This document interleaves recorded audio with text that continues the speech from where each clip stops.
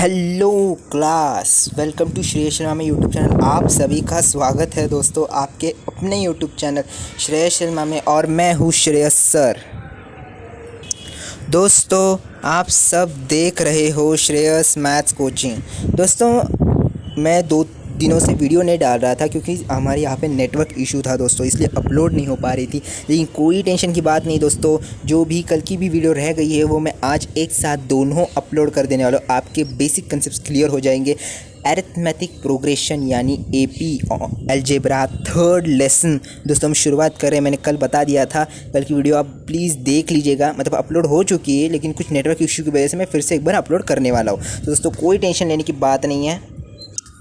दोस्तों आप सब जानते हो, वापस एक बार मैं बता देता हूँ, अरिथमेटिक प्रोग्रेशन यानी एपी। मेरा फेवरेट लेसन एपी हमारा चल रहा था दोस्तों। बहुत ही इजी लेसन है। मैंने कहा था इसमें कुछ भी नहीं होता है, बस एक सीरीज़ दी जाती है, उस सीरीज़ के अगले नंबर ढूंढने हैं, डिफरेंस ढूंढना है या फिर फर्स्ट टर्म ढूंढना है, ऐसे ढूंढना होता है बस, बाकी कुछ भी नहीं होता दोस्तों। बहुत ही ईजी है। तो देखते क्या होता है एपी। तो दोस्तों कल के लेक्चर में हम प्रैक्टिस सेट 1 मतलब पहली जो हमारी एक्सरसाइज थी इस लेसन की वो हमने क्रॉस कर ली थी दोस्तों, मतलब हमारा हो गया था। लेकिन अभी दोस्तों क्या हुआ है कि आज जो है वो हमारी सेकंड एक्सरसाइज है, वो हम शुरुआत कर देने वाले हैं दोस्तों, शुरुआत कर देने वाले हैं। तो चलिए चलते हैं आपके टेक्स्ट बुक की ओर। महाराष्ट्र एसएससी, मतलब आप जानते हो कि एसएससी का ये क्लास है, तो एसएससी टेक्स्ट बुक की ओर चलते हैं। आज की एक्सरसाइज करने में भी दोस्तों बहुत मज़ा आने वाला है। आज की एक्सरसाइज में कुल मिला के 11 सम है, जिसमें कि जो इजी है मतलब सेम टाइप के वो होमवर्क के लिए हो गए, और उसके ही सेम टाइप के मैं सॉल्व करके देने वाला। तो चलिए दोस्तों चलते हैं टेक्स्ट बुक की ओर। तो दोस्तों चलिए हम टेक्स्ट बुक की ओर आ गए हैं, और मैंने कहा था nth टर्म के लिए भी फॉर्मूला होता है। मैंने पहले ही लेक्चर में क्लियर कर दिया था दोस्तों, इंट्रोडक्शन लेक्चर था, मतलब कल का ही। मैं आप देखिए, आप श्रेयस शर्मा यूट्यूब चैनल देख रहे हो, तो यहाँ पे no time pass only education. तो दोस्तों मैंने कल के लेक्चर में पूरा का पूरा कुछ क्या करते हैं, इंट्रोडक्शन के लिए कुछ अलग वीडियो बना देते हैं, उसके बाद एक्सरसाइज की शुरुआत करते हैं। तो दोस्तों ये श्रेयस शर्मा में यूट्यूब चैनल है, यहाँ पे टाइम पास नहीं चलता दोस्तों, सिर्फ एजुकेशन चलता है। तो दोस्तों कल का इंट्रोडक्शन और प्रैक्टिस सेट 3.1 दोनों भी मैंने एक ही इसमें कर दिया था, ताकि आपका टाइम पास ना हो पाए। और 25 मिनट की कुछ वीडियो थी मेरे ख्याल से। सो दोस्तों 25 मिनट की वीडियो होने, उसमें मैंने सब कुछ बता दिया था कि क्या होता है nth टर्म। तो nth टर्म आज का हमारा टॉपिक है दोस्तों, बहुत ही इंटरेस्टिंग टॉपिक है, डिफ़िकल्ट नहीं है, लेकिन बच्चे गलती कर देते हैं और अपने मार्क्स कम करवा लेते हैं। अब गलती मतलब क्या? गलती मतलब पूरी गलती नहीं, एक मतलब 4 मार्क का सम हो तो पूरे 4 के 4 अंक भी नहीं मिलेंगे, ऐसी गलती नहीं होती है दोस्तों। सॉरी दोस्तों, वो दरअसल क्या है, आज चिड़ियों को भी मेरा लेक्चर बहुत पसंद आ रहा है। सो दोस्तों देखिएगा, मैंने बता दिया था गलती नहीं, गलतियाँ बच्चे एक मार्क्स के लिए कर देते हैं और अपने 1 मार्क्स या फिर 2 मार्क्स माइनस कर लेते हैं। तो वही गलती नहीं होनी चाहिए, इसलिए मैं आज बहुत ही डीप में पढ़ाने वाला हूँ। अगर लेक्चर का टाइम बढ़ रहा है तो दोस्तों बढ़ने दीजिए, कोई प्रॉब्लम नहीं, मुझे प्रॉब्लम नहीं, क्योंकि मुझे वक्त है, तो आपको भी कोई प्रॉब्लम होनी नहीं चाहिए। तो चलिए दोस्तों, आपका एजुकेशनल ईयर, एकेडमिक ईयर हम जिसे कहते हैं, वो शुरू हो चुका है 15 जून से ही, और आज की तारीख है 17 है मेरे ख्याल से। जी दोस्तों 17 है। तो देखिए दोस्तों 2 दिन तो निकल गए हैं। मैंने कहा था कि आपकी इस साल का एजुकेशन एकेडमिक ईयर थोड़ा लेट शुरू होगा, जो 15 जून से, दरअसल 10 या फिर 1 जून से किसी के सिटी या फिर स्टेट में शुरू हो जाता है। तो देखिए दोस्तों जून एकेडमिक ईयर है, तो मैंने कहा था हमारे 4 लेसन हो चुके हैं दोस्तों। तो आप एपी के लिए शुरुआत करते हैं, नो टाइम पास दोस्तों। nth term of an AP. तो दोस्तों पढ़ते हैं क्या होता है nth टर्म। nth टर्म मतलब क्या? nth टर्म मतलब ऐसा नहीं इन्फिनिटी वाला, बिल्कुल नहीं दोस्तों। nth टर्म मतलब कुछ भी हो सकता है। एक सीरीज़ दी, देखिए आप यहाँ पे दिए पहले लाइन में 5, 8, 11, 14। अब ये सीरीज़ दी, अब इसका 27th टर्म ढूंढ के निकालिए। मतलब ये 4 नंबर है, 4th टर्म पता है हमें क्या है, 14 है। अब वैसे ही 4th टर्म 14 है, तो 27th टर्म क्या होगा, या फिर 30th टर्म क्या होगा, या फिर 30th टर्म क्या होगा, या फिर 40th टर्म क्या होगा, ऐसे क्वेश्चन पूछे जा सकते हैं। और यही है nth टर्म। nth टर्म मतलब आपको ऐसा नहीं कि इन्फिनिटी वाला ढूंढना है, बिल्कुल नहीं दोस्तों, इन्फिनिटी वाला नहीं, एक स्पेसिफिक वैल्यू दी गई होगी, या फिर 27th ढूंढना है, या फिर उसके आगे 5 ढूंढने हैं, या फिर उसके आगे 6 ढूंढने, या फिर उसके आगे 27 ढूंढने, ऐसे दिया जाता है। अब यहाँ पे देखिए दिया है कि ये जो सीरीज़ दी गई दोस्तों 5, 8, 11, 14 की, अब ये सीक्वेंस एपी है क्या, पहली बात तो वो चेक करना होता है। वो कैसे चेक करेंगे, मैंने बेसिक बता दिया था, फिर से एक बार बता देता हूँ यहाँ पे। अगर डिफरेंस सेम आ रहा हो दोस्तों, प्लीज़ फिर से एक बार स्क्रीन की ओर देखिएगा। अगर डिफरेंस सेम है, डिफरेंस आप जानते हो दोनों नंबर बीच में का जो वैल्यू होती है उसके डिफरेंस कहते हैं। अगर डिफरेंस सेम आ रहा हो तो एपी है। अब डिफरेंस आ रहा है 3, ओके, तो 3 डिफरेंस आ रहा है तो कोई भी प्रॉब्लम नहीं हमें, तो एपी है, hence this sequence is an AP, हो गया। तो उसके आगे क्या, अब यहाँ क्या दिया दोस्तों, फाइन 100th टर्म। अब देखिए दोस्तों बहुत बड़ी वैल्यू आ गई, मैंने तो 40 कहा था, 50 कहा, तो ये तो सीधा 100 के ऊपर चले गए, सीधा सेंचुरी मार दी इन लोगों ने। तो अब सेंचुरी को कैसे ढूंढना है, मतलब क्या दोस्तों, मतलब 3 गैप करके, आप समझ रहे हो। प्लीज़ मेरे जो सेंटेंस है उस पर ध्यान दीजिएगा, इसलिए मैं इंग्लिश में ये लेक्चर्स नहीं लेता, हिंदी में लेता हूँ, क्योंकि हिंदी में आपको सबको समझ आता है। सो दोस्तों देखिएगा, ये 14 थे ना, उसके आगे 3 वाला, मतलब 3 का जो डिफरेंस है वो 3 का डिफरेंस कांस्टेंट रखते हुए आगे 100th वाला टर्म ढूंढना है, मतलब 100वां अंक कौन सा होगा ये हमें ढूंढना है दोस्तों। तो अब यहाँ पे मैं क्या कहूँगा आपको, सिंपली पहले तो कर देना T1 T2 T3, आप जानते हो T4 ये बेसिक हो गया, ये कल के लेक्चर का था, बेसिक है, एक्सरसाइज मैंने पूरी की पूरी सॉल्व कर दी थी। तो दोस्तों देखिएगा, यहाँ पे 100 टर्म ढूंढना है, तो फर्स्ट टर्म देखिए लिख देना है, देखिए लिख दिया उन्होंने डिफरेंस के साथ। अब ये करने की ज़रूरत नहीं, लेकिन हमें ऐड तो करना ही पड़ेगा। अब यहाँ पे देखिएगा एक फॉर्मूला था Tn+1 - Tn = D, वो डिफरेंशिएट के लिए होगा, वही हम कैसे फॉलो कर सकते हैं, यही तो दोस्तों टेक्निक है। अब देखिए आगे टेक्निक की ओर से हम चले हैं, और मैंने आपको कहा था nth टर्म के लिए एक फार्मूला आएगा। देखिए आपके सामने nth टर्म वाला फार्मूला आ गया। देखिए दोस्तों, ऊपर वाला नहीं दोस्तों, नीचे वाला, प्लीज़ नीचे फोकस कीजिएगा।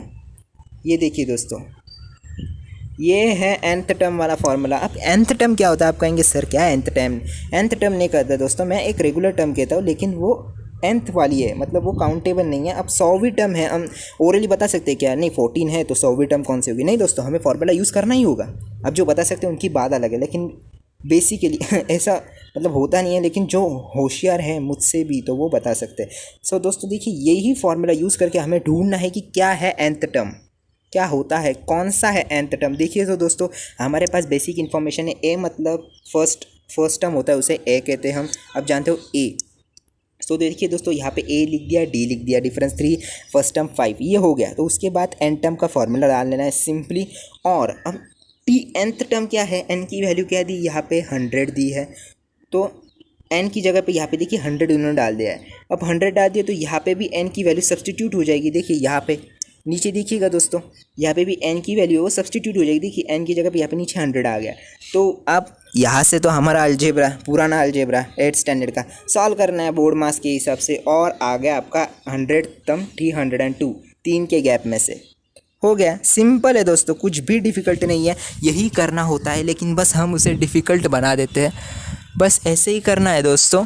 और ये था हमारा 100 टर्म 302। और क्या हमें आगे भी कुछ सॉल्व करना है, वहाँ पे दिया है, पूरा हमने पढ़ा नहीं है दोस्तों अभी तक। तो एक क्वेश्चन तो हमारा सॉल्व हो गया भाई, 100 तक तो ढूंढना था। अब उसके आगे क्या है, similarly to find the 100 term we should done. Okay so दोस्तों देखिए, अब हमारा काम तो हो गया, 100 टर्म मिल गए। तो इसके आगे क्या, let's check whether 61 is in the AP। अब देखिए दोस्तों, यहाँ पे दिया नहीं कि 61 AP में है, ढूंढना है कि नहीं, तो करना नहीं है दोस्तों। ये बस उन्होंने आपको बेसिक कंसेप्ट है, अगर आपको बेसिक कंसेप्ट सॉल्व होने के लिए ये दिया है, या फिर ये करने की कोई ज़रूरत नहीं, एक्स्ट्रा बिल्कुल नहीं करना है दोस्तों। जितना पूछा गया उतना ही करना है, क्योंकि बोर्ड को टाइम बहुत कम मिलता है। 2 घंटे का पेपर होता है 40 मार्क के लिए। अब 2 घंटे का आप कहेंगे सर हमारी तो प्रैक्टिस हो गई, 30 मार्क का पेपर हम 1 घंटे में लिख दें, वैसे नहीं होता है दोस्तों। बोर्ड की सिचुएशन और जो एनवायरनमेंट वहाँ का होता है, वहाँ का एनवायरनमेंट जो होता है ना दोस्तों, वो अलग ही टाइप का होता है। इसलिए जो पेपर लिखने के मूड में हम भूल जाते हैं कि वक्त कितना है। इसलिए दोस्तों टाइम मैनेजमेंट पे भी, बोर्ड के पेपर को टाइम मैनेजमेंट का भी मैं एक वीडियो डालने वाला हूँ कि क्या होता है टाइम मैनेजमेंट ऑफ बोर्ड। बहुत ही अच्छी वीडियो में डालने वाला दोस्तों, प्लीज़ वो देखिएगा और चैनल को सब्सक्राइब करके रखिएगा, ताकि आपको उस वीडियो का नोटिफिकेशन मिल पाए। तो दोस्तों चलिए आगे चलते हैं। अब ये 61 को कोई सॉल्व करने की ज़रूरत है नहीं, लेकिन तब भी मैं अगर बता देता हूँ, क्योंकि आप कहेंगे फिर सर कोई नहीं आता क्या, बिल्कुल नहीं दोस्तों। यहाँ पे देखिए 61 टर्म इसमें है या नहीं, यही चेक करना है। तो कैसे चेक करना है दोस्तों, Tn दिया है, n की वैल्यू 16 है, हो गया। तो Tn की वैल्यू 16, तो 16 यहाँ पे डाल देना है, सीधा पूरा का पूरा 16 वहाँ पे आ जाएगा। उसके बाद क्या होगा दोस्तों, बोर्ड मास, अब जानते हो बोर्ड मास को, एडिशन सब्ट्रैक्शन मल्टीप्लिकेशन करते जाना। अब एन की वैल्यू देखिएगा अपॉन में आ गई। अब अगर वो एपी में है तो उसकी वैल्यू कभी भी अपॉन में आ ही नहीं सकती, वो परफेक्ट पॉजिटिव वैल्यू ही होगी। मैं क्या कह रहा हूँ दोस्तों, फिर से सुनिएगा, परफेक्ट पॉजिटिव वैल्यू और नेचुरल नंबर ही होगा, जो यहाँ पे बिल्कुल भी नहीं दिख रहा है हमें। वो दिख रहा है एक अपॉन वैल्यू में, जो कंसीडर्ड नहीं की जाती परफेक्ट वैल्यू में। सो दोस्तों ये एपी में नहीं है। तो चलिए दोस्तों, ये हो गया आपका बेसिक कंसेप्ट क्लियर। अब चलते हैं आगे। अब यहाँ पे दिया है लेट्स थिंक, तो ये पढ़ने की ज़रूरत नहीं है दोस्तों। अब सीधा सॉल्व एग्जाम्पल, मेरा फेवरेट शायद सब बच्चों का होगा सॉल्व एग्जाम्पल, क्योंकि सॉल्व एग्जाम्पल में ही हमारे कंसेप्ट जो है अभी तक हमने जो सीखा वो बेसिक कंसेप्ट ही सॉल्व एग्जाम्पल में क्लियर होते हैं। तो दोस्तों चलिए सॉल्व एग्जाम्पल सॉल्व करके देखते हैं। मैं पूरा का पूरा एक्सप्लेन कर देता हूँ।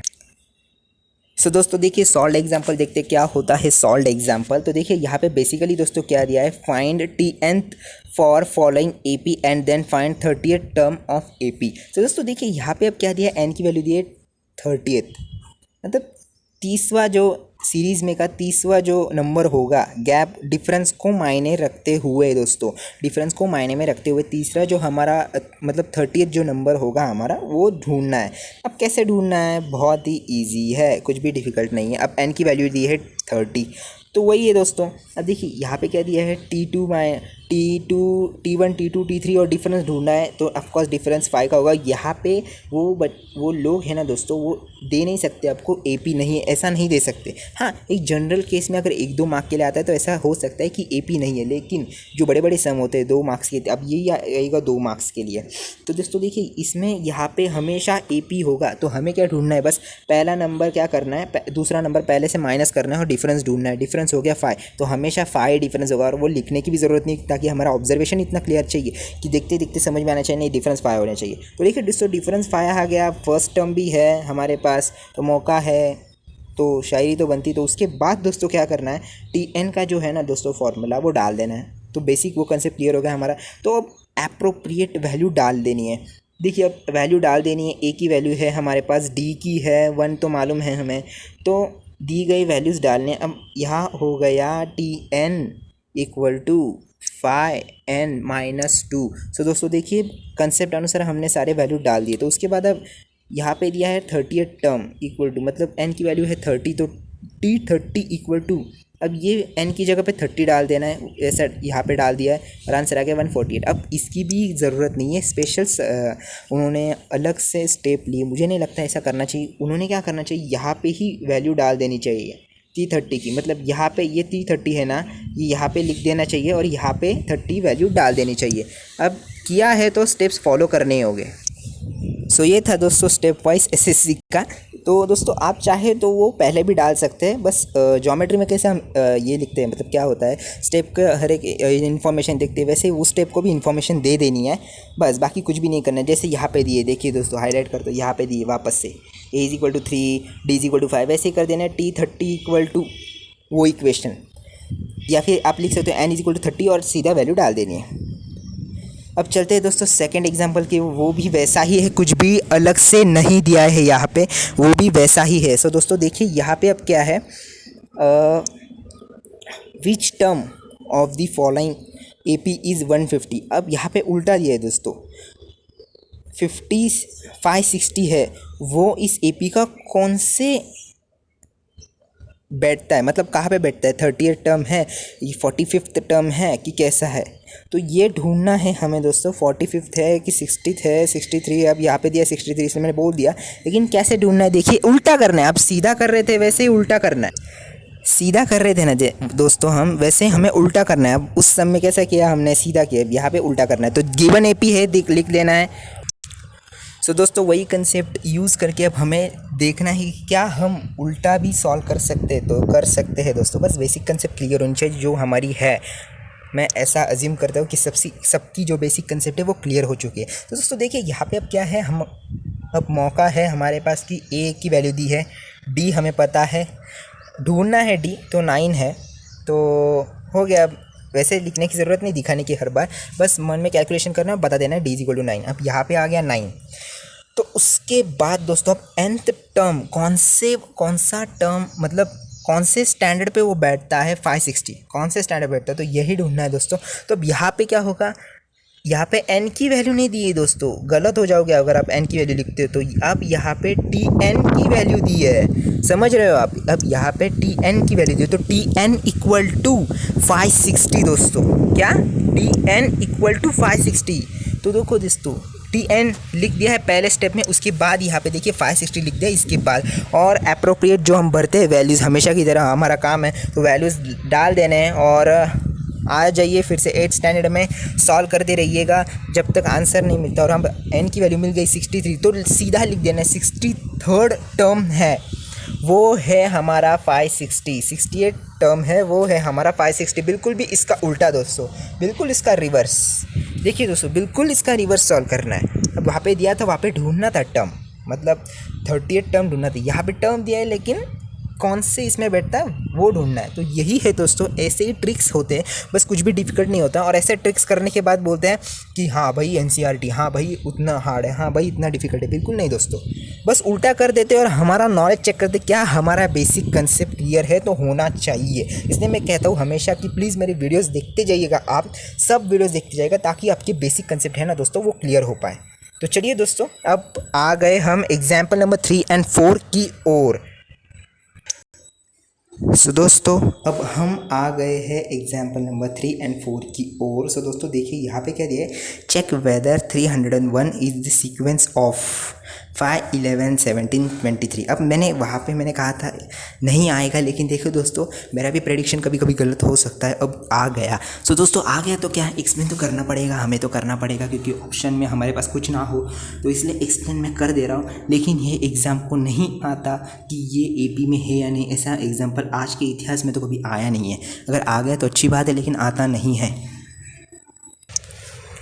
सो दोस्तों देखिए मैं एक्सप्लेन कर दे रहा हूँ। तो देखिए आप यहाँ पे क्या करना है, डिफरेंस ढूंढना है। तो डिफरेंस आ रहा है 6, ये हो गया बेसिक। अब उसके बाद लिख लेना है या फिर ए यानी फर्स्ट टर्म। तो फर्स्ट टर्म क्या है 5, डिफरेंस क्या है हमारा 6। दोस्तों देखिए आज हवा भी बहुत है, दोस्तों भी है, बहुत अच्छी हवा चल रही है, तो इस हवा की वजह से यहाँ पे नेटवर्क प्रॉब्लम था। तो चलिए दोस्तों नॉट फोकस, मुझे लगा कि आप बोर हो रहे हो इसलिए मैं थोड़ा सा टॉपिक चेंज किया, लेकिन फिर से टॉपिक पे आ जाते हैं। तो दोस्तों अब यहाँ पे डिफरेंस लिख देना है, फर्स्ट टर्म लिख देना है, सब काम कर लेना है। हमारा काम अप टू डेट होना ही चाहिए दोस्तों। तो अप टू डेट काम होने के बाद अब 301 ये क्या AP में है, ये नंबर क्या AP को बिलोंग करता है, यही तो ढूंढना है, यही तो ढूंढना है। तो कैसे ढूंढना है दोस्तों, तो जो हमें फॉर्मूला दे रहे हो वो पूरी तरह से लर्न होना चाहिए। TN equal to A plus N-1 × D, ये हो गया लर्न, सॉरी N-1 × D, तो ये लर्न हो गया। अब इसके आगे क्या, तो इसके आगे क्या दोस्तों, A plus N-1 × D equal to 301।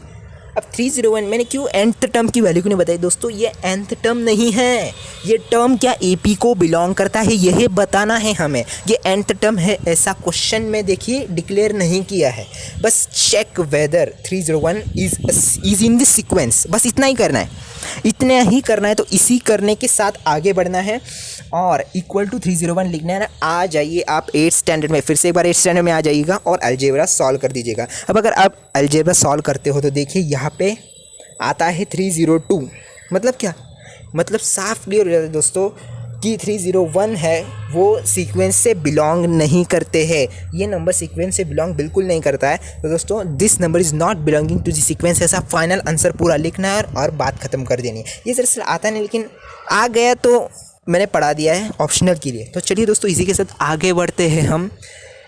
How many two, question number 4 दोस्तों, how many 2 digit numbers are divisible by 4। अब बहुत ही डिफिकल्ट टास्क, हमें लिमिट भी नहीं दिया है कि 4 से लेके 28 तक ढूंढो कितने जाते हैं, वैसे कुछ नहीं, बस डिविजिबल बाय 4 कितने होते हैं। अब यहाँ पे let's of 2 digit numbers divisible by 4 is, अब यहाँ पे देखो इन्होंने कंसीडर किया है मेरे ख्याल से, जी दोस्तों 12, 16, 20, 24 अप टू 96, मतलब पहले 100 में।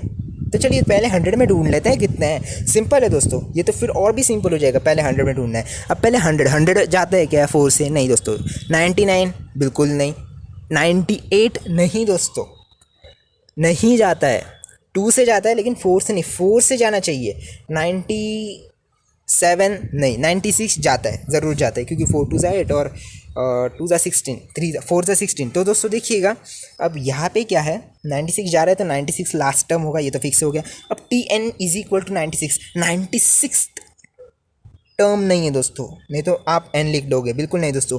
ये Tn इक्वल टू 96 है, term of n equal to 96, मतलब लास्ट टर्म 96 है, इसलिए Tn इक्वल टू 96। देखिए दोस्तों यहाँ पे दिया है Tn इक्वल टू 96। तो दोस्तों देखिएगा, अब यहाँ पे a की वैल्यू है 12, d की है 4, अब ऑफकोर्स 4 ही रहेगी क्योंकि डिविजिबल है 4 का है, तो ऑफकोर्स 4 की वैल्यू रहेगी। तो उसके बाद आ जाइए आप फिर से 8 स्टैंडर्ड में। 8 स्टैंडर्ड में आने से पहले फॉर्मूला ज़रूर लिखिएगा, बाय फार्मूला। ये शॉर्टकट हमें नहीं मारना है दोस्तों, समझ लीजिएगा, बेसिक कंसेप्ट समझ लीजिएगा। हर एक आपके सम में फार्मूला होना चाहिए। फार्मूले के शॉर्टकट आप कब मारोगे, जब आप जेई 12 स्टैंडर्ड में अगर आप साइंस लेते हो तो तब आप शॉर्टकट मारिएगा, लेकिन अभी शॉर्टकट मारने की ज़रूरत नहीं है। पूरा का पूरा फार्मूला हर एक सम में या फिर प्रॉब्लम में आना ही चाहिए। तो देखिए दोस्तों, यह बाय फार्मूला है, ऐसा नहीं करना है, पूरा फार्मूला लिखना है, उसके बाद ही आगे चलना है। तो फार्मूला लिखने के बाद 8 स्टैंडर्ड में आ जाना है और सॉल्व करते रहना है। सॉल्व करिए जब तक आंसर नहीं मिलता, और सॉल्व करने के बाद आप ऐसे नतीजे पे पहुँचोगे कि n इक्वल टू 22। तो n इक्वल टू 22 मतलब क्या, तो 22 ऐसे नंबर है जो पहले 100 में 22 ऐसे नंबर है जो 4 अंक से डिविजिबल होते हैं। इंग्लिश में लिखना है, there are 22 2 digits numbers divisible by 4। ये हो गया हमारा final answer. This could be our final answer, and while solving this we proceed towards the example number 5, a very very important which has been come means not like that, ऐसा ही नहीं लेकिन इसके जैसा example board में भी आ चुका है। और आपके क्लास के जो एग्जाम्पल होते हैं टेस्ट सीरीज, अब क्लास नहीं चल रहा है लेकिन आपके जो आपके ऊपर के स्टैंडर्ड वाले, मतलब हाईएस्ट स्टैंडर्ड के आपके दोस्त हो गए, जो 10वीं के दोस्त हो गए, उससे आप क्वेश्चन पेपर उनके क्लास के रेफ़र कीजिएगा या फिर स्कूल के रेफ़र कीजिएगा, दोनों भी लीजिए। और उसमें देखिएगा ऐसा सम आया ही होगा, क्योंकि ये सम बहुत ही इंपॉर्टेंट है 4 मार्क्स के लिए। मैं सीधा कहूँगा 4 मार्क्स के लिए सम आता है, क्योंकि इसमें स्टेप्स ज़्यादा है और कन्फ्यूजन भी।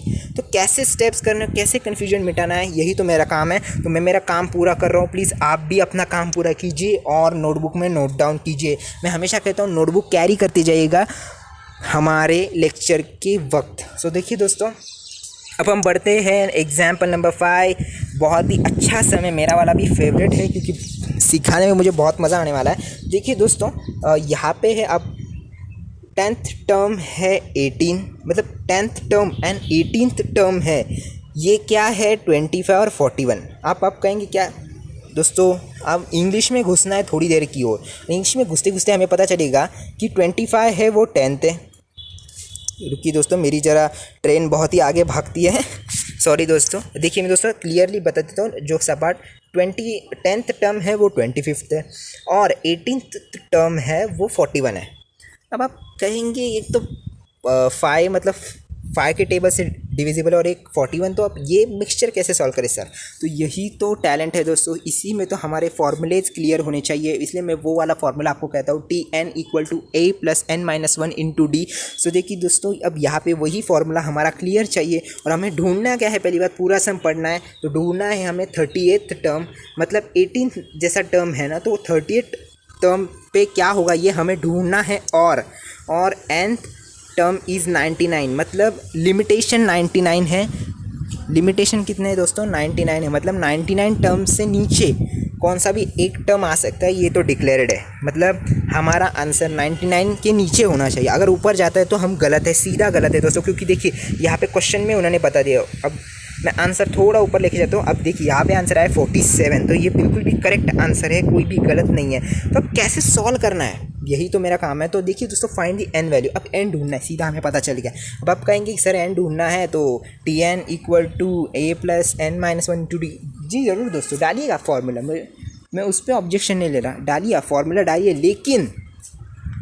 लेकिन दोस्तों देखिए यहाँ पे उन्होंने क्या किया है, T10 इक्वल टू 25, बिल्कुल सही है। 10th टर्म 25, तो इसमें गलत क्या है, बिल्कुल सही है as per the given question. तो आगे T18 equal to 41 as per the question, बिल्कुल सही है। ऐसा लिखना है, मैंने आपको पता है कैसे लिखना होता है। तो देखिए दोस्तों, उसी के साथ आगे बढ़ते हैं। अब यहाँ पे TN का फार्मूला मैंने कहा था हर एक सम में, तो देखिए यहाँ पे उन्होंने भी डाला है खुद होके, क्योंकि जानते हैं कि फार्मूला इंपॉर्टेंट है, बच्चे लोग को समझ नहीं आता। सो देखिए दोस्तों, यहाँ पे डालना है और उसी के साथ सॉल्व करना है। यहाँ पे आप नतीजे पे पहुँचोगे, यहाँ पे कुछ नहीं हो रहा सर, तो इक्वेशन 1 दे देना है, इक्वेशन 1। वैसे T10 के साथ करना है, इक्वेशन 2 आ जाएगा।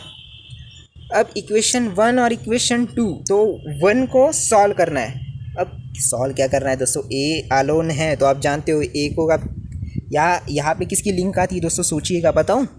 फर्स्ट लेसन लीनियर इक्वेशन, मैंने कहा था ना दोस्तों, अगर y की x की वैल्यू ढूंढनी हो तो y को पहले बहुत बड़ा बना देते हैं, उसकी बड़ी वैल्यू मिलती, फिर x में डालते हैं, फिर से y में डाल देते हैं, तो ये डबल क्रॉस हो गया। तो यहाँ पे देखिए a की वैल्यू मिलने के बाद यही वैल्यू अब दूसरे इक्वेशन में सब्स्टिट्यूट करेंगे। देखिए दोस्तों, दूसरे इक्वेशन में सब्स्टिट्यूटिंग, अब ये आके लीनियर इक्वेशन। इसलिए दोस्तों मैं हमेशा आपको कहता हूँ मेरे सारे वीडियोस देखिएगा, क्योंकि कौन सा कंसेप्ट किस लेसन में काम आ जाए बता नहीं सकते। अब आप कहेंगे सर ये तो जेई नीट का हो गया, दोस्तों नहीं, यही तो शुरुआत है आपकी, यहाँ से आपको मिसमैचिंग एग्जाम्पल आ सकते हैं। तो यहाँ पे देखिएगा सीधा लीनियर इक्वेशन इन 1 वेरिएबल का आ गया। अब उसके आगे दोस्तों सब्स्टिट्यूट करना है, डी की वैल्यू निकालनी है। अब आप कहेंगे सर डी की वैल्यू तो निकाल सकते थे, लेकिन AP दिया है दोस्तों, नहीं, तो डी की वैल्यू ऐसे ही ढूंढनी पड़ेगी। तो डी की वैल्यू ढूंढने के बाद हमें A की वैल्यू ढूंढनी पड़ेगी। अब डी की मिल गई तो क्या टेंशन है दोस्तों, कौन सा भी एक इक्वेशन लीजिएगा और डी की वैल्यू डाल दीजिएगा, आपको A की मिल जाएगी। उसके बाद दोस्तों देखिए A की मिल गई, D की मिल गई। अब हमें ढूंढना क्या है, क्वेश्चन की ओर चलते फिर से, ढूंढना क्या है, 38 टर्म। तो देखिए यहाँ पे 38 टर्म ढूंढ के दिया है, 38 टर्म, T38 इक्वल टू 7। अब A की वैल्यू मिल गई तो 7 ज़रूर आएगा एक की जगह पे। D की मिल गई 2, तो D की भी यहाँ पे 2 आ जाएगा।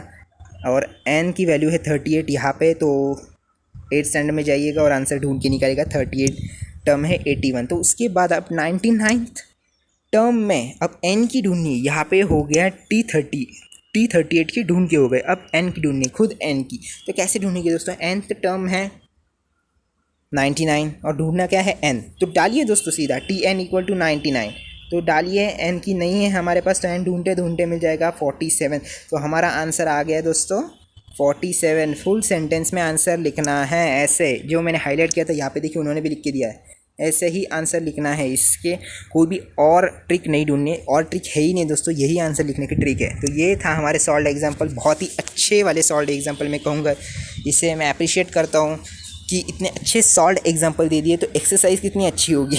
तो दोस्तों प्लीज़ प्रेयर कीजिएगा कि एक्सरसाइज भी ज़्यादा डिफिकल्ट ना होता। दोस्तों डिफिकल्ट नहीं है, बस बेसिक कंसेप्ट क्लियर चाहिए। तो दोस्तों इसी के साथ आगे बढ़ते हैं। अब यहाँ पे दिया है, ढूंढना है हमें correct number in the given boxes from the following AP। दोस्तों अब ये एक्टिविटी है, प्लीज़ आप कर लीजिएगा।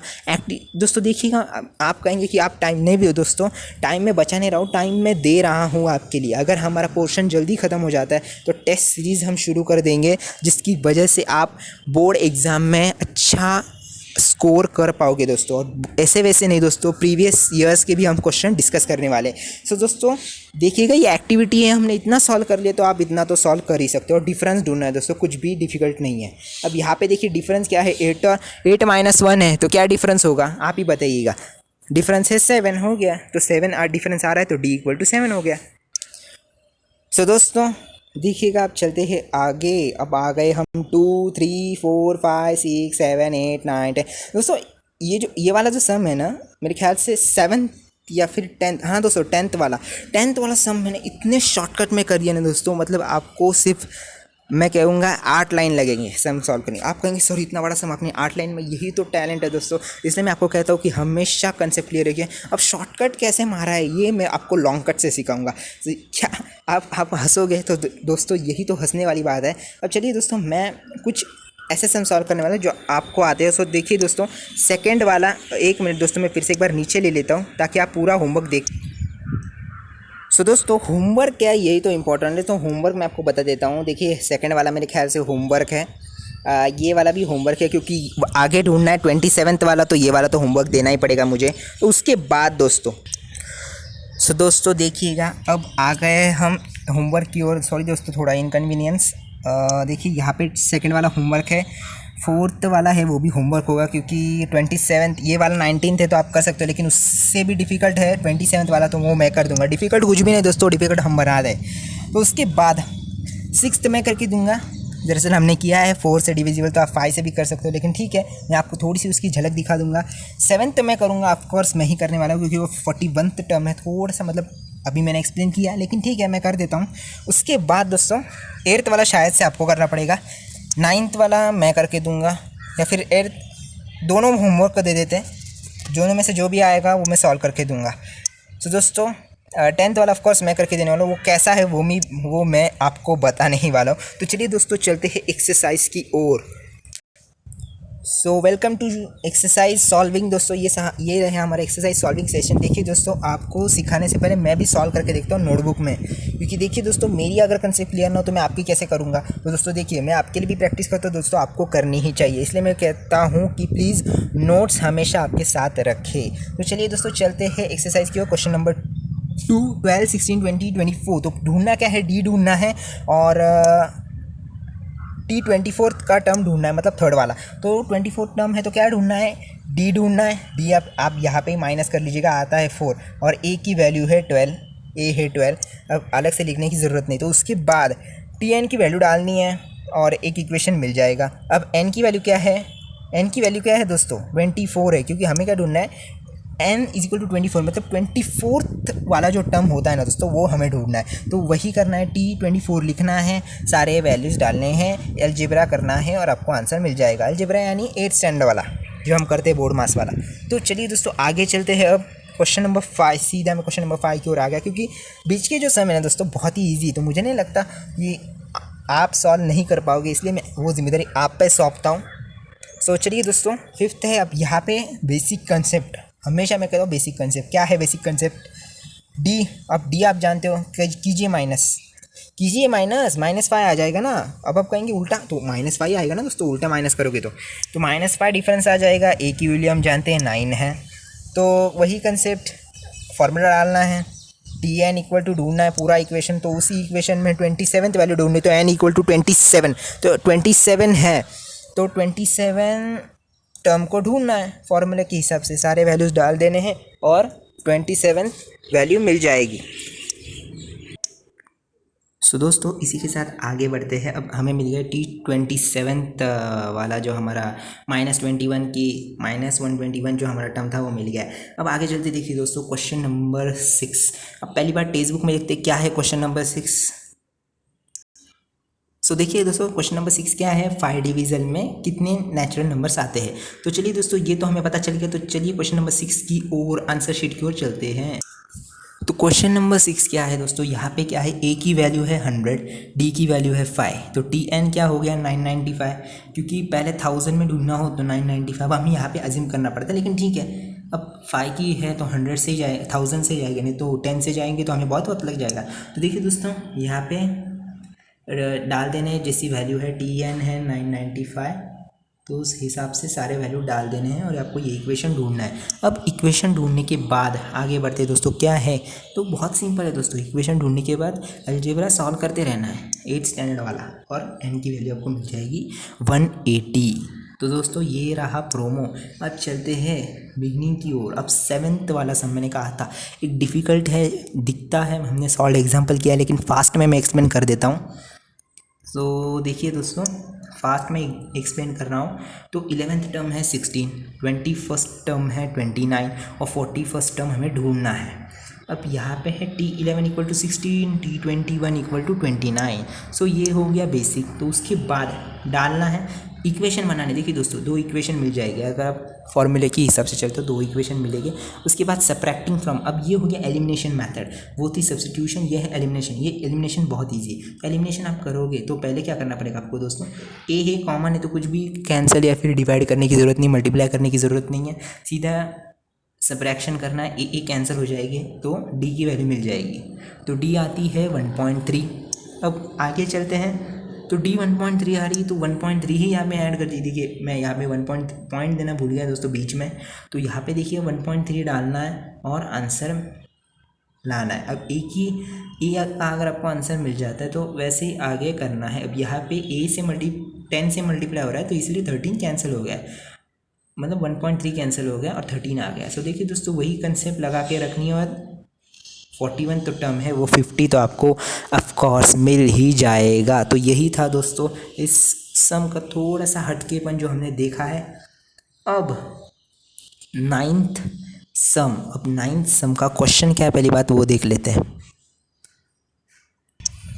सो देखिए दोस्तों, नाइन्थ का थोड़ा हटकेपन 10 टू 250 मतलब 250 का हमें लिमिट है और 4 से डिविजिबल है 250 में, कि जितने भी सम डिविजिबल होते हैं तो वो हमें ढूंढना है। तो चलिए दोस्तों आगे चलते इसी के साथ आंसर शीट की ओर। सो दोस्तों देखिए, नाइन्थ टर्म की ओर तो हम पहुंच गए। अब 248 डिविजिबल होता है, इसलिए हम 250 नहीं लेंगे, लिमिट 248 लेंगे, क्योंकि 248 डिवाइड हो रहा है 4 से। और 10 के बाद कौन सा डिविजिबल होता है? 10 तो होता ही नहीं, तो 10 के बाद कौन सा होता है? 12। तो देखिए दोस्तों, 12 डिवीज होता है, इसलिए 12 लिया है।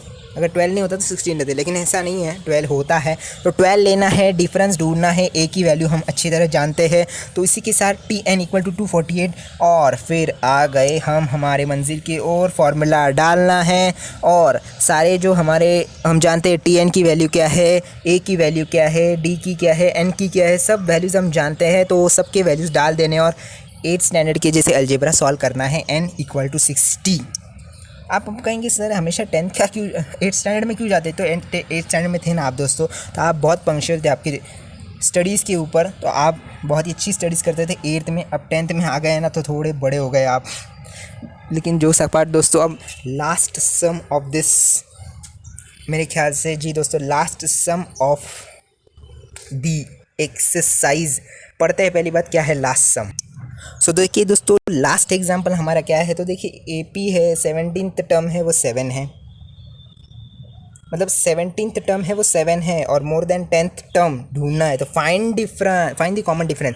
तो बहुत ईजी दोस्तों, मैंने कहा था, मैंने 6 लाइन में एग्जांपल सॉल्व किया। तो मैंने आपको वादा किया था मैं भी आपको 6 लाइन में कैसे सॉल्व करना वो सिखाऊंगा।